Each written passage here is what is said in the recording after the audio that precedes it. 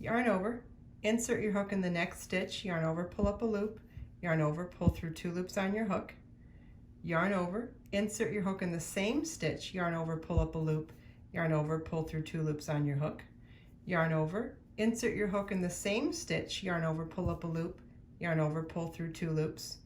yarn over, insert your hook in the same stitch, yarn over, pull up a loop, yarn over, pull through 2 loops,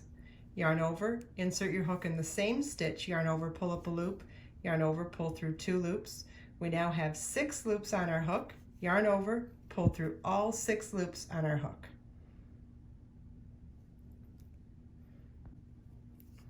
Yarn over, insert your hook in the next stitch, yarn over, pull up a loop, yarn over, pull through 2 loops on your hook,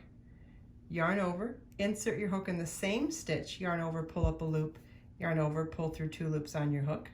yarn over, insert your hook in the same stitch, yarn over, pull up a loop, yarn over, pull through 2 loops, yarn over, insert your hook in the same stitch, yarn over, pull up a loop, yarn over, pull through 2 loops,